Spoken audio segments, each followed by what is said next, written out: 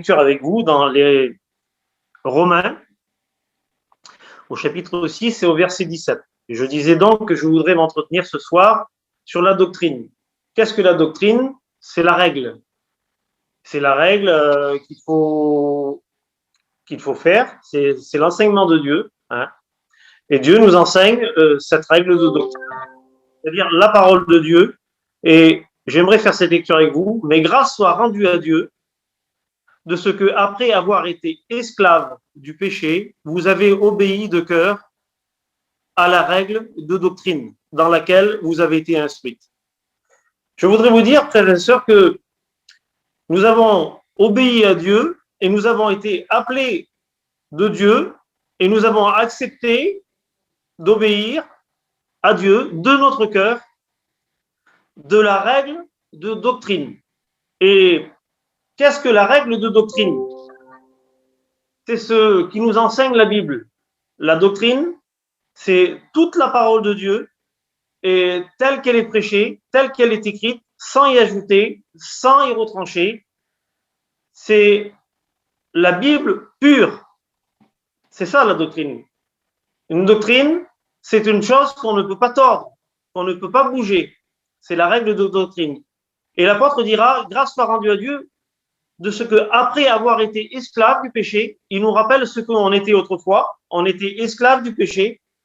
Et il dit, aujourd'hui, là, vous avez obéi de cœur à la règle de doctrine. Et lorsqu'on a été appelé, étant enfant de Dieu, eh bien, on a obéi de cœur à la règle de doctrine. C'est-à-dire que, après avoir été esclave, c'est-à-dire qu'il y a un après, il y a un avant et il y a un après. Ce qu'on était auparavant et ce que nous sommes aujourd'hui. Amen. Alors, le chapitre Éphésiens, chapitre 4, 14, il dit, afin que nous soyons plus des enfants flottants et emportés à tout vent de par la tromperie des hommes, par leur vue, dans les moyens de séduction. Ça n'arrête pas. Ça fait des notifications, ça n'arrête pas de sonner. Et les micros.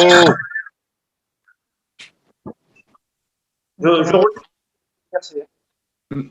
Afin que plus des enfants flottants et emportés à tout vent de doctrine par la tromperie des hommes, par leur ruse et par le moyen de la séduction.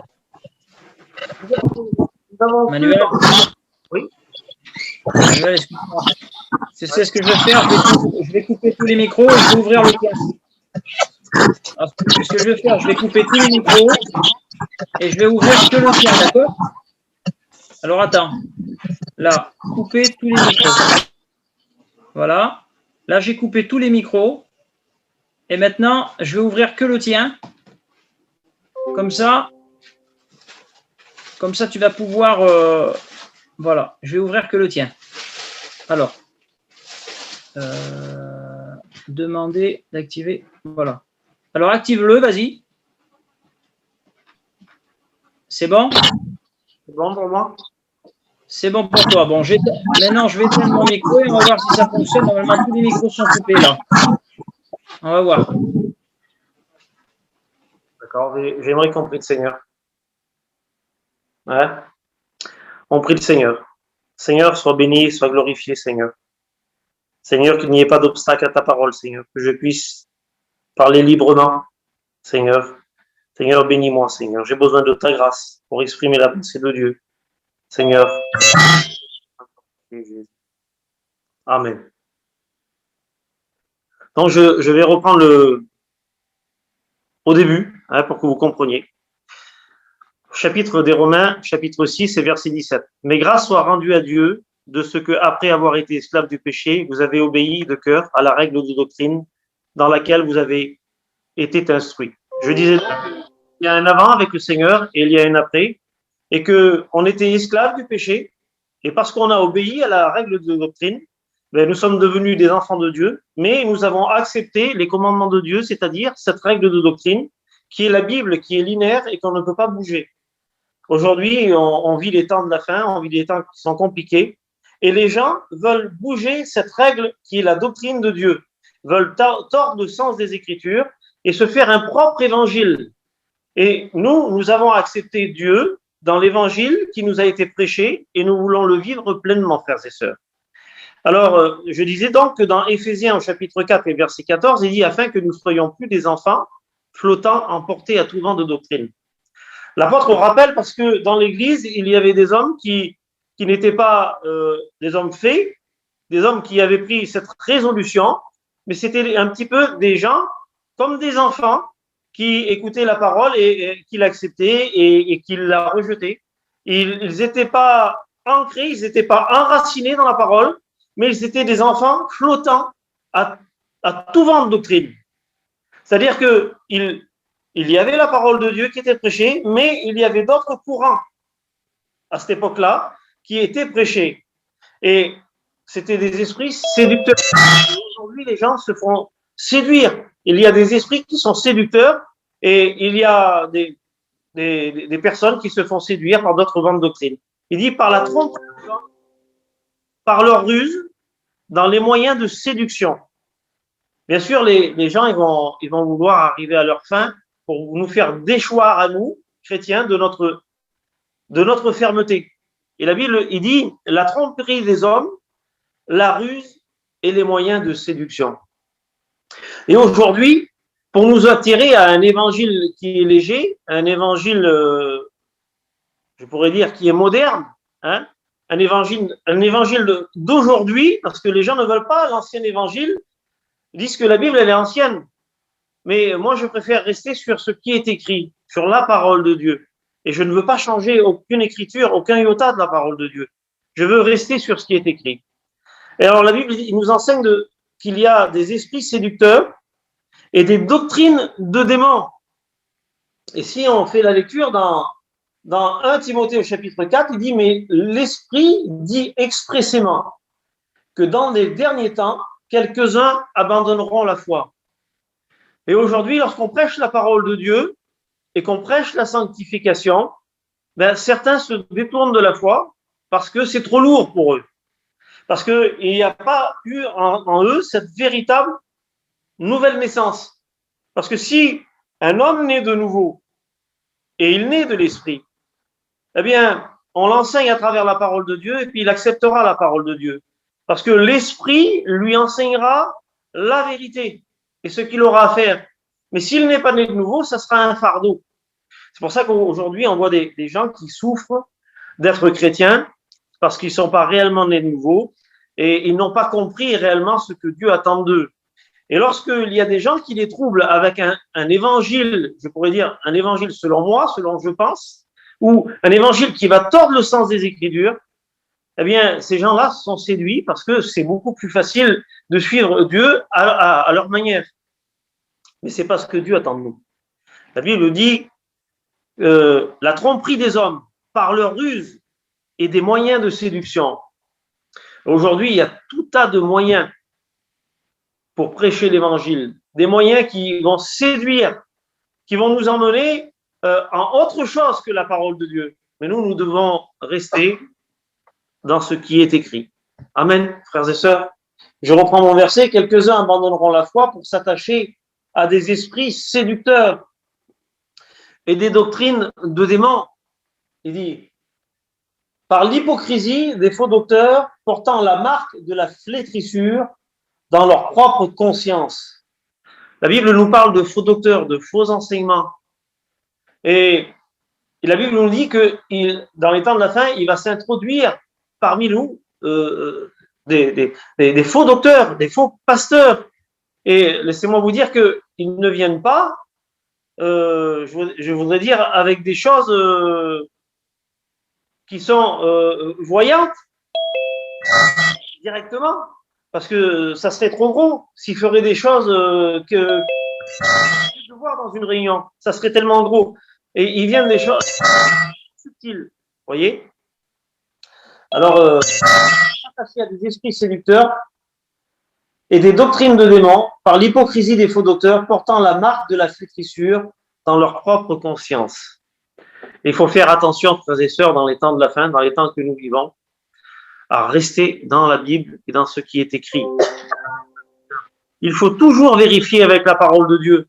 Il faut toujours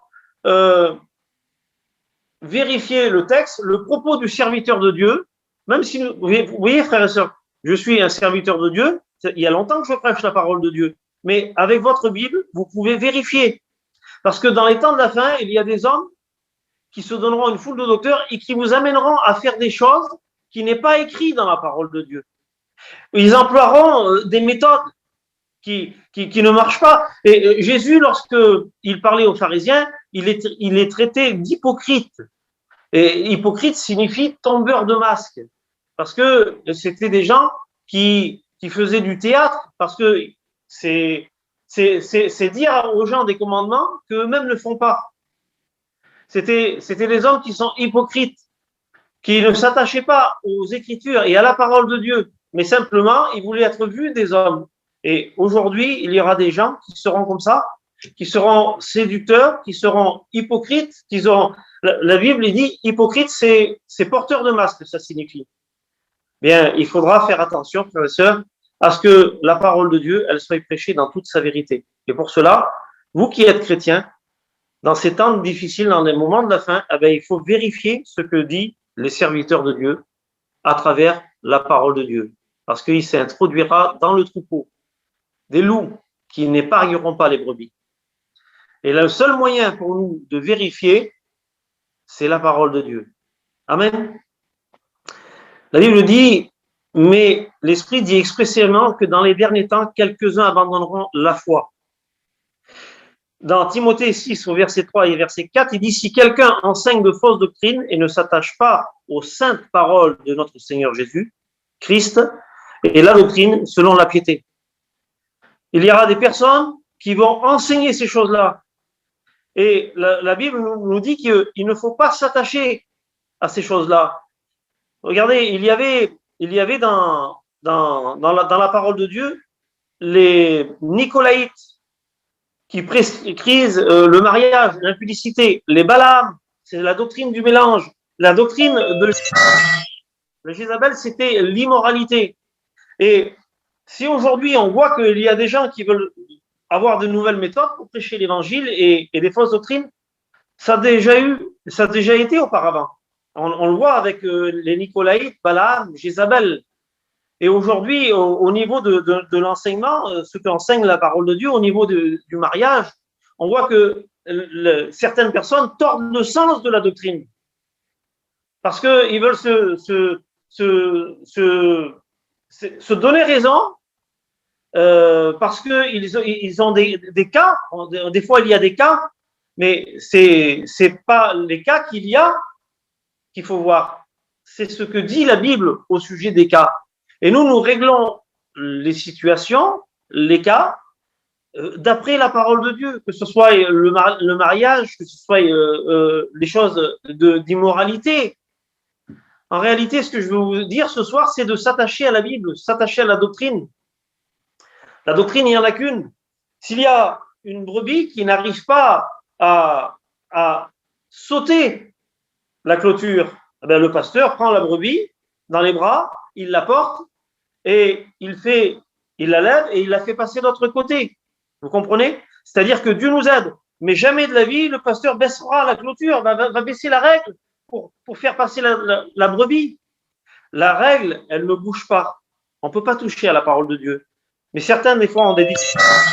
Quand ils ont des difficultés, le berger, il aide les brebis et il leur fait comprendre la parole de Dieu.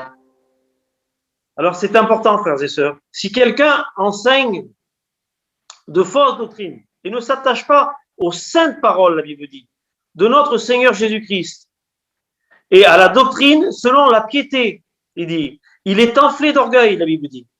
Il ne sait rien. Il a la maladie des questions oiseuses, c'est-à-dire des questions qui sont inutiles. Beaucoup de gens posent des questions inutiles qui ne servent de rien. Il dit, et des disputes, et des mots où naissent l'envie, les querelles, les calomnies, les mauvais soupçons. Et aujourd'hui, c'est tout ce qu'on voit. La Bible dit qu'il ne faut pas discuter la parole de Dieu. La parole de Dieu, on ne peut pas discuter. Discutez pas les opinions. Il faut la suivre. Il faut l'accepter. Même si on ne fait pas, si on n'est pas à la hauteur, il faut la suivre, il faut l'accepter. Et la Bible dira dans 2 Jean, versets 1, 9 et 11, quiconque va plus loin ne demeure pas dans la doctrine de Christ. Parce que il y a des gens qui allaient plus loin que la parole de Dieu. Vous savez qu'il faut respecter les silences de Dieu.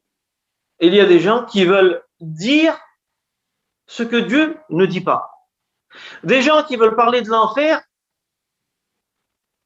avec des mots qu'il n'est pas écrit dans la Bible, que la Bible ne cite pas.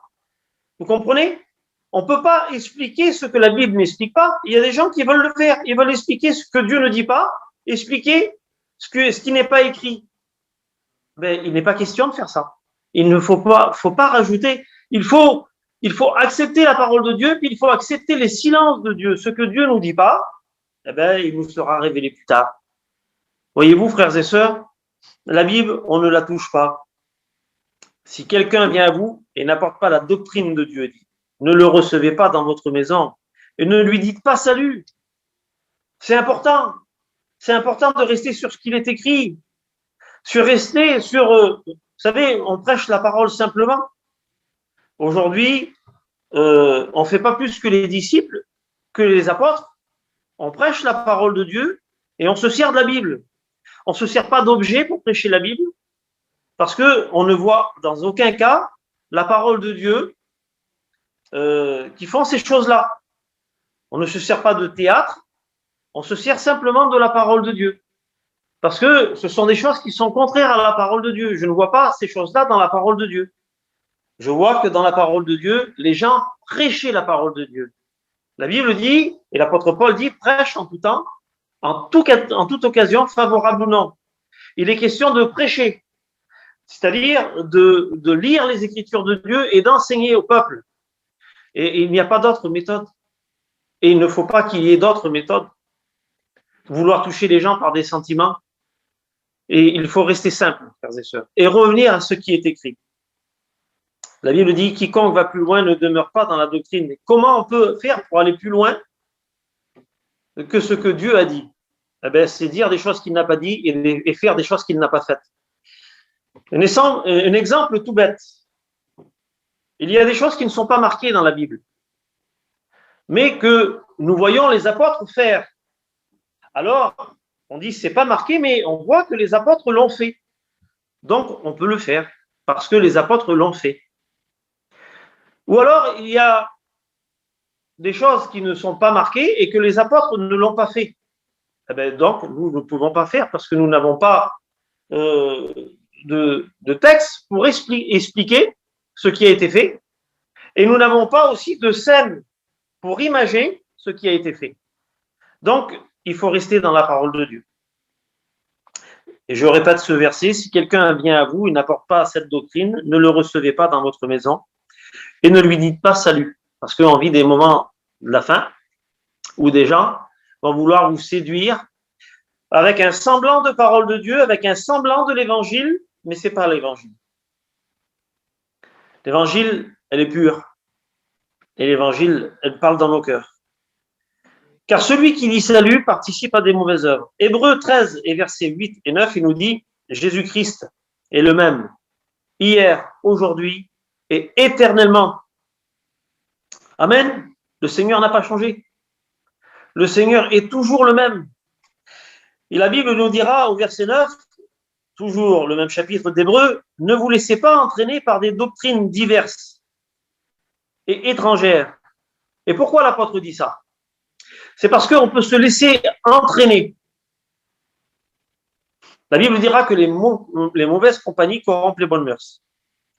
Et parfois, nous allons avec des gens, et des gens ils vont faire des choses, et des fois, c'est séducteur. Et la Bible nous dit, ne vous laissez pas entraîner par des doctrines diverses et étrangères. Qu'est-ce que c'est diverses? Diverses, ça veut dire plusieurs. Donc, ça peut être beaucoup de choses. Je n'ai pas d'exemple à vous donner, mais ça peut être beaucoup de choses. Beaucoup de méthodes pour prêcher l'évangile. Beaucoup de choses. Bien, la Bible dit, ne vous laissez pas entraîner. Et des fois, vous êtes dans certaines réunions et vous voyez des serviteurs que ça peut être, mais je veux dire franchement, il y a dans les pays au Brésil, dans des pays aux États-Unis, il y a des méthodes pour prêcher l'évangile. Les gens font du théâtre, ils prennent de l'huile, de l'eau, ils le transforment comme ça, et ils font des choses spéciales pour imposer les mains. La Bible dit, vous imposerez les mains aux malades, ils seront guéris. Et bien eux, au lieu d'imposer les mains, ils font des choses spéciales, ils les font tomber, et vous voyez, et c'est des choses qui sont étrangères à la Bible. Et il faut faire attention, frères et sœurs, que ça n'arrive pas chez nous, et que nous, on puisse tout vérifier avec la parole de Dieu, et que les serviteurs, ils soient en accord avec la parole de Dieu. Comprenez? Ne pas se laisser entraîner par des doctrines diverses et étrangères, car il est bon que le cœur soit affermi par la grâce. C'est-à-dire que lorsque vous avez été appelé à l'évangile de Christ, vous savez en qui vous avez cru. La Paul dit, je sais en qui j'ai cru. Eh bien, nous sommes affermis. Et quelqu'un qui est ferme, c'est un homme qui est fait, et il ne se laisse pas entraîner. C'est pas un petit enfant. Petit enfant, on peut l'entraîner. On peut lui faire croire beaucoup de choses, la lune. Mais un homme qui est fait, on ne l'entraîne pas comme ça. Il dit, par la grâce, et non par des aliments qui n'ont servi de rien à ceux qui y sont attachés. Et dans Marc, au chapitre 1, verset 27, il dit, étant frappé de sa doctrine, car il enseignait comme ayant autorité et non pas comme les scribes. Vous voyez la différence que quand Jésus parlait, ils étaient enseignés et ils étaient frappés de son autorité. Et il enseignait non pas comme les scribes. Vous voyez, les scribes enseignaient la parole de Dieu, ne vivaient pas la parole de Dieu. Et ils avaient une méchanceté, ils avaient un orgueil en eux. Ils avaient un orgueil, ils voulaient paraître avec ces vêtements, avec ces phylactères. Ils avaient les tables de la loi qui s'étaient gravées sur eux, sur leurs vêtements, mais il n'en était pas le cas dans leur cœur. Vous comprenez? Alors c'est important. Étant frappé de sa doctrine, car il enseignait comme ayant autorité et non pas comme les scribes. Et la Bible dit que tous furent saisis de stupéfaction, de sorte qu'ils se demandaient les uns aux autres, qu'est-ce ceci? Une nouvelle doctrine? Il commande aux autorités et même aux esprits impurs, ils lui obéissent. Ils étaient troublés de voir la puissance de Dieu. Ils disaient, c'est une nouvelle doctrine, il commande aux démons et les démons lui obéissent. Bien, aujourd'hui, à travers ces faits qui se sont passés, bien, il y a des personnes, bien, je vais le dire, hein, c'est des Ghostbusters, hein, c'est pas comme enseigne la parole de Dieu, c'est dans des pays, on le voit, comme je vous ai dit, en Afrique du Sud, ou aux États-Unis, au Brésil, on voit qu'ils prennent des personnes et ils veulent chasser les démons, mais pas comme l'enseigne la parole de Dieu, avec d'autres méthodes. Et ils font des choses à ces personnes-là, qui ne concordent pas avec la parole de Dieu. Et la parole de Dieu, lorsqu'on voit Jésus qui s'approchait, directement, les démons partaient, mais ils reconnaissaient Jésus, et pitié il dit, ne me tourmente pas avant l'heure, fils de David. Mais non, regarde la vie. Là, il y a un micro allumé. Hein. Éteignez le micro. Tous furent saisis de stupéfaction et ils se demandaient les uns aux autres, qui est celui-ci? Une nouvelle doctrine qui commande la nature. Ils lui obéissent. Jusqu'à ce qu'il vienne, il dit, applique-toi à la lecture et à l'exhortation, à l'enseignement. Veille sur toi-même et veille sur ton enseignement. Persévère dans ces choses, car en agissant ainsi, tu te sauveras toi-même et tu sauveras ceux qui t'écoutent. On doit veiller sur nous-mêmes, frères et sœurs, et on doit veiller sur l'enseignement de Dieu. Et si on a le bon enseignement, ceux qui vont nous écouter, on va les sauver. Vous comprenez? Parce qu'on restera dans les choses de Dieu. Et Dieu se plaît à bénir lorsqu'on prêche sa parole avec vérité. Amen. Écoutez, au verset 16, il dit, le soir, on amena auprès de Jésus plusieurs démoniaques. Il chassa les esprits impurs par sa parole et il guérit tous les malades. C'est sa parole qui bénit. C'est sa parole qui guérit. Amen. Et c'est important que nous réfléchissons que c'est sa parole qui est au-dessus de tout. Dans 2 Pierre au chapitre 2 et versets 1 et 3. Il y a parmi le peuple de faux prophètes et il y aura de même parmi vous de faux docteurs qui introduiront des sectes pernicieuses et qui, reniant le maître qui les a rachetés, attireront sur eux une ruine soudaine. Quelle importance le verset. Il y aura parmi vous des faux prophètes. Et je voudrais vous dire que dans ces temps de confinement et dans ces temps que nous vivons, les temps de la fin, il faut faire attention aux prophéties. Moi, je juge tout avec la parole de Dieu. Et il faut donc que les prophéties soient bibliques. Et l'apôtre dit, il y aura parmi le peuple de faux prophètes. Donc, s'il y avait des faux prophètes parmi le peuple, il peut y en avoir aujourd'hui. Et nous devons tout vérifier, les prophéties qu'il y a. On doit voir si ce qu'ils disent, ça concorde avec la parole de Dieu, parce que si ça ne concorde pas avec la parole de Dieu, le Seigneur dit dans sa parole, vous avez parlé, mais moi, je n'ai rien dit. Il faut faire attention. Et ce que je fais ce soir, c'est une mise en garde.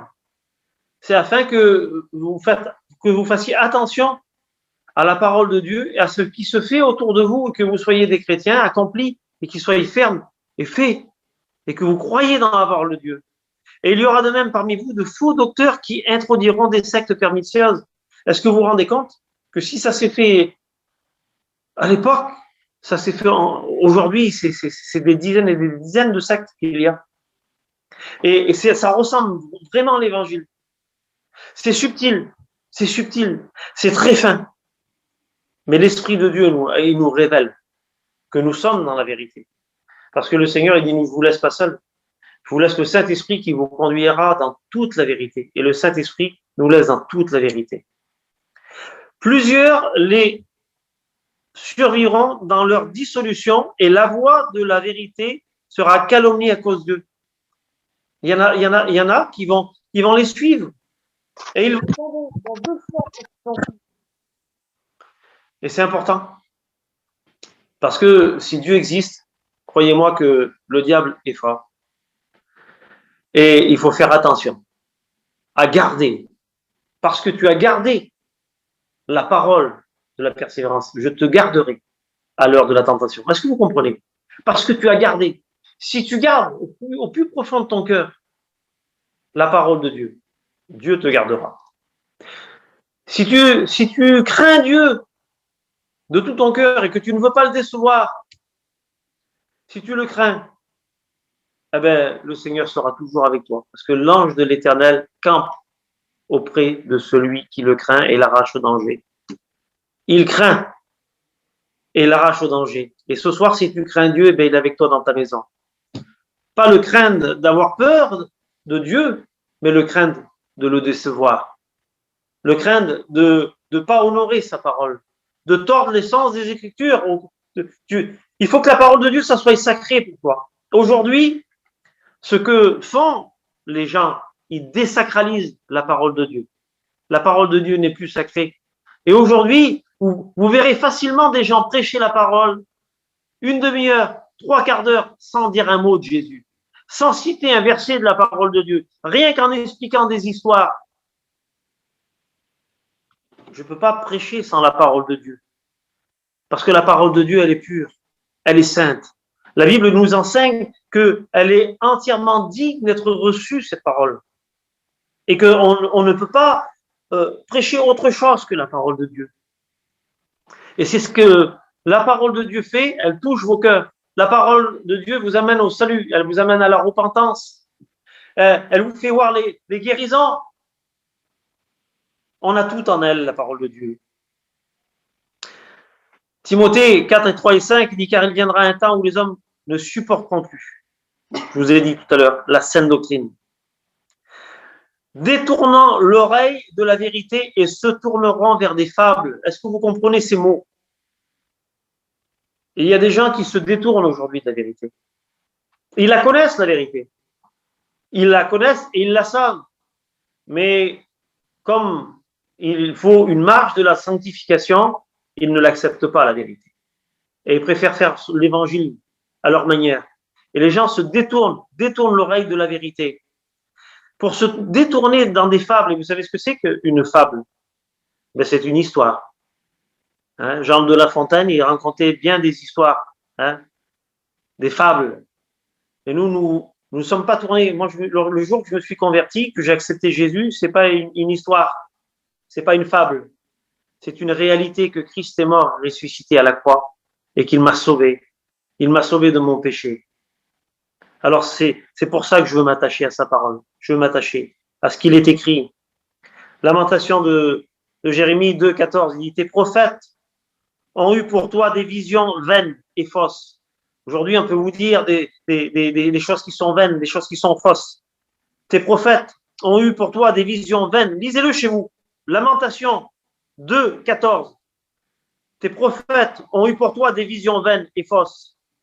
Ils n'ont pas mis à nu ton iniquité afin de détourner de toi la captivité. Ils t'ont donné des oracles mensongers et trompeurs. Voyez-vous, comme si ce soir, je pourrais vous dire des oracles de Dieu et que ce seraient des mensonges. Eh bien, il y a eu des hommes qui ont parlé de la part de Dieu et ils se disaient que c'était, même au temps de Jérémie, c'était le seul serviteur qui disait la vérité. Et tous ces serviteurs, il n'y en avait aucun qui disait la vérité. Cependant, il était seul. Bien des fois, les gens pensent que la bénédiction se trouve dans le nombre. Une église où il y a 1000, 2000, 5000 personnes. Mais parfois, c'est des fausses doctrines qui sont enseignées. Et des fois, ils sont séduits. Et c'est pour ça qu'il y a autant de monde. Parce qu'on leur prêche une vie où il n'y a pas de renoncement, où il n'y a pas la véritable vie. Mais le prophète Jérémie était le serviteur de Dieu. Et au prix de sa vie, il disait la vérité. Et c'est important aujourd'hui de dire la vérité. Ils ont mis à nu ton iniquité afin de détourner ta loi de la captivité. Ils t'ont donné des oracles mensongers et trompeurs. Que Dieu me garde. Je veux dire la vérité de Dieu. Et avec toutes les séductions de l'iniquité pour ceux qui périssent, parce qu'ils n'ont pas reçu l'amour de la vérité pour être sauvés. Voyez-vous, frères et sœurs, si nous avons reçu cet amour de Dieu pour être sauvés, eh bien, nous acceptons toute la parole de Dieu. Et des gens tordent les sens des Écritures et n'acceptent pas toute la parole de Dieu. Ils acceptent une partie. C'est comme vous êtes assuré et vous avez signé le contrat au bas du contrat et vous avez accepté les conditions du contrat d'assuré. Et c'est pour cela que vous êtes remboursé en cas de sinistre. Bien, moi, lorsque j'ai lu la parole de Dieu, lorsque les serviteurs de Dieu m'ont prêché la parole et m'ont enseigné, ils m'ont dit, voilà, tu veux te baptiser, mais il faut que tu sois un homme. Parce qu'il ne faudra plus que tu fasses ci, il ne faudra plus que tu fasses ça. L'alcool, c'est fini. Et oui, le mensonge, l'orgueil, c'est terminé. La fraude, c'est terminé, ça. Et oui, si tu veux accepter Dieu, c'est comme ça et comme ça, parce que la Bible, c'est comme ça. Elle enseigne ces choses-là. Et j'ai dit, Seigneur, je veux te suivre dans les bons comme dans les mauvais jours. Et j'ai accepté l'évangile de Dieu parce que j'ai aimé Dieu. Et parce que j'ai aimé Dieu, j'ai voulu faire ce que Dieu m'enseigne plutôt que les hommes. Si vous voulez plaire aux hommes aujourd'hui, dans l'heure où on vit, dans les temps où nous vivons, vous ne serez pas aimés. Et si vous voulez plaire à Dieu, là, vous aurez des difficultés. Parce que Dieu dit, si les hommes m'ont haï, ils vous haïront aussi. Parce que si vous aimez Dieu, vous serez ennemis du monde. La Bible dit, n'aimez pas le monde ni les choses qui sont dans le monde. Celui qui aime le monde, l'amour du Père n'est pas en lui. Donc, il faut aimer Dieu. Et si tu aimes le monde, pose-toi des questions si l'amour de Dieu est en toi. C'est les questions qu'il faut se poser. Et la Bible dit, n'aimez pas le monde ni les choses qui sont dans le monde. C'est pourquoi il vous appelait par notre évangile pour que vous possédiez la gloire de notre Seigneur Jésus-Christ. Ainsi donc, mes frères, demeurez fermes et retenez les instructions que vous avez reçues par notre parole, soit par notre lettre. Amen. Je vais terminer parce que sur vidéo, ça serait beaucoup trop long. Mais je vais terminer avec ces paroles. Ainsi donc, mes frères, demeurez fermes et retenez les instructions que vous avez reçues, soit par notre parole, soit par notre lettre. Retenez les instructions que vous avez reçues de vos pasteurs, de la parole de Dieu, par les lettres, par la lettre qui est la Bible. Il faut retenir que notre Seigneur Jésus-Christ lui-même est Dieu notre Père qui nous a aimés et qui nous donne par sa grâce une consolation éternelle et une bonne espérance. Gardez la parole de Dieu, frères et sœurs, au-dedans de vous. Serrez-la, combattez pour elle. Je pourrais dire qu'elle soit sacrée dans votre maison. Redonnez à la parole de Dieu l'honneur qu'elle est due. Aujourd'hui, il y a trop de laxisme à travers cette parole qui est pure, qui est sainte. C'est la parole qui sauve, c'est la parole qui bénit. Et ce soir, si nous sommes réunis, c'est à cause de la parole. Gardez cette parole dans votre cœur et restez ancrés, enracinés, fondés dans ce qui est écrit. Et frères et sœurs, lisez la Bible chez vous. Ne restez pas sans lire la Bible le matin, ou l'après-midi, le soir. Un verset, un chapitre. Comment on peut dire qu'on aime son père si on ne le connaît pas? Comment on peut dire qu'on aime ses enfants si on ne passe pas du temps avec ses enfants? Comment pouvez-vous dire que vous aimez Dieu si vous ne voulez pas savoir ce qu'il attend de vous, comprendre ce qu'il attend de vous, connaître ce qu'il aime? Un fils qui vit avec son père, il connaît ses goûts, il connaît ce qu'il aime. Si vous vivez avec Dieu, vous savez savoir ce qu'il aime, vous connaîtrez ses goûts. Vous comprenez, c'est important. Vivre avec Dieu une vie cachée, une vie spirituelle avec lui, une vie enracinée. C'est important. C'est ce que Dieu demande de nous. Et frères et sœurs, ce soir, je suis avec vous. Je suis faible. Je ne suis pas un homme qui est grand, qui est fort. J'ai les mêmes faiblesses que vous. Mais simplement, avec vous, avec mes frères et sœurs, ensemble, je veux qu'on y arrive. Je veux qu'on s'attache à lui, qu'on s'attache à Dieu. Attache-toi à Dieu, tu auras la paix. Attache-toi à Dieu, tu auras le bonheur. Attache-toi à lui. Attache-toi à sa parole. Tu n'auras même pas besoin de prier pour la guérison. Tu n'auras pas besoin de rien. Parce que quand tu t'attaches à sa parole, le Seigneur fait toutes choses à merveille. Il connaît les pensées de ton cœur. Il te donnera la guérison. Il te donnera ce que tu demandes. Il va t'aider dans ton travail. Pourquoi? Parce qu'il va voir que tu es un homme qui respecte la Bible. Il va voir que tu es un homme qui respecte Dieu. Ma sœur, il va voir une femme de Dieu. Et parce qu'il va voir cette femme de Dieu qui respecte la Bible, qui craint cette parole, qui craint de mal faire, le Seigneur va bénir tes enfants, va bénir ton foyer. Attache-toi à Dieu, tu auras la paix. Je veux bénir le nom de Jésus. Je veux bénir ton nom, Seigneur. Merci pour ta parole.